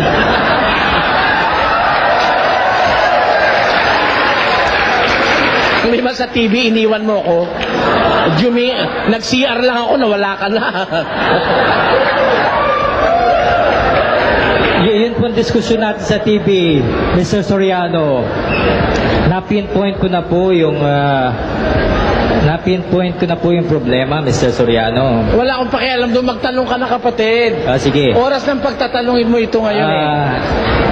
Masama rin po ba sa inyong manigarilyo? Alam mo, yung paninigarilyo, hindi lang sa amin masama yun, sa lahat ng tao masama yun. Ewan ko lang sa unggoy, pero sa tao masama yun, sabi ng mga... Saan po sa Biblia ang sigarilyo? Alin? Saan po sa Biblia ang sigarilyo? Wala sa Biblia salita sigarilyo. Alam mo kung bakit? Wala sa Biblia yung salita sigarilyo. Kasi hindi pa naiimbento sigarilyo nung isulat ang Biblia. Pero may tabako na noon. Parang ganito. Yung salitang Pilipinas, wala sa Biblia yun eh.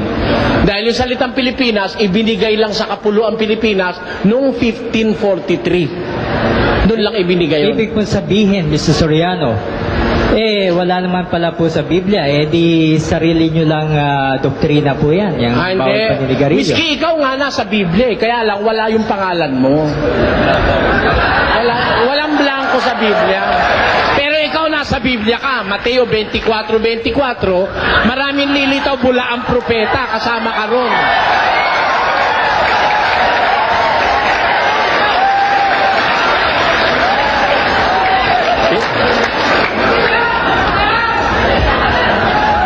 Ang totoo po niya mga kababayan, ang pinuno po ni Ginoong Soriano ay naninigarilyo. Yung pinuno niya, yung Tingnan mo, pinuno niya. maninirang puri ka pa. Naninigarilyo. 16 na taon na akong tumigil sa sigarilyo tapos pinaninira mo pa sa akin. At yung Alam mo, nung araw, nagsusugal din ako, no? Nagna-nightclub din ako nung araw, ano? Oh. Oh, kailangan pa ba ako siraan sa tao? Pero, nung makilala ko yung aral ni Kristo, tinigilan ko. Ewan ko kung ikaw, nagbabanal-banalang ka.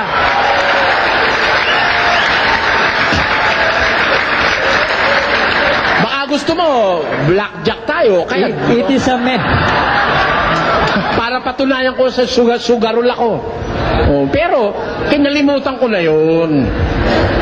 Yung pong bawal manigarilyo, Mr. Soriano, tatapatin ko kayo, it is a medical statement. It is not a biblical statement. Bakit kung mabasa ko sa Biblia? Kung mabasa ko sa Biblia? Basahin niyo yung salitang sigarilyo. Talo na ako, Mr. Soriano. Ay, tinan mo. Piloso ko ka palang kangkong eh. Basahin niyo, Mr. Soriano. Yung salitang sigarilyo. Babasahin ko. Ako ang bahala. Wala kang pakialam ako babasa. Babasahin ko. Bawal yan. Oh. Tapos sabihin mo medical term. Nasa Biblia yan. Dahil kung medical term lang yan, di ako titigil dyan. Masarap yata Basahin niyo, Mr. Soriano. Ha? Gusto Babasahin kong ko? marinig. Babasahin ko. Sige. Pag nabasa ko, tatanggapin mo, talo ka na. Talo ko, Mr. Soriano. Talo ka na. Ah, sige ha. Moderator, saksi kayo ha. Pag nabasa ko na masama ang sigarilyo, talo na siya ha. Tapos na diskusyon. Eto ha.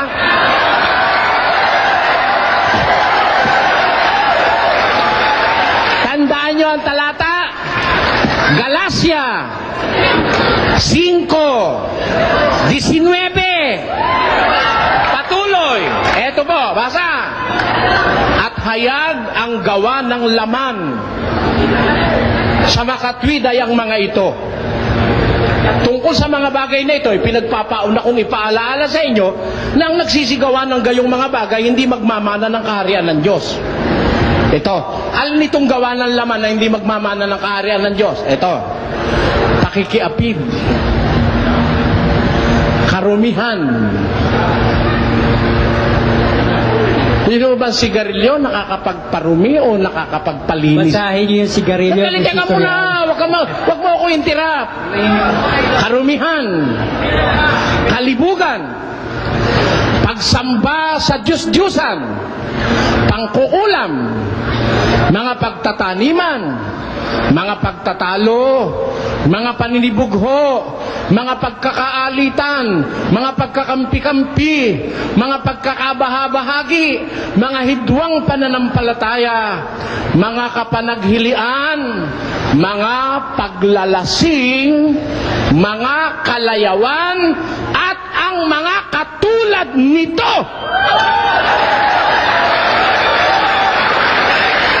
Ay aking ipinagpapaunang ipaalala sa inyo, ang nagsisigawan ng gayong mga bagay, hindi magmamana ng kaharian ng Diyos. Masama o ba o hindi? Alin yun? Mga paglalasing at mga katulad nito, mga vices. Kasama ba ang sigarilyo? Hindi. Kasama, pati syabuan doon. Pag sinabi mo na walang syabu sa Biblia, pwede ka lang magsyabu, ngayon din papadakip kita. May kasama akong pulis, akala mo? Kasama yung syabu ron, kasama yung marijuana ron, kasama ang sigarilyo ron, at lahat ng bisyong nakakapinsala sa kalusugan ng tao. Talo na si Blanco, hindi. Hindi ka marunong ng ano eh, lohika.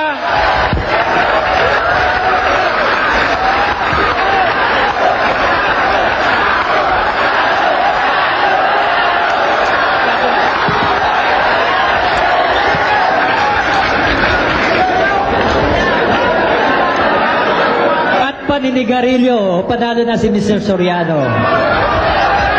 Wala po yung sigarilyo doon, Mr. Soriano. Wala po. Nandun. Wala ho ba, Mr. Moderator, yung sigarilyo sa binasa ko? Andon. Kasama po sa bagay na marumi yun eh.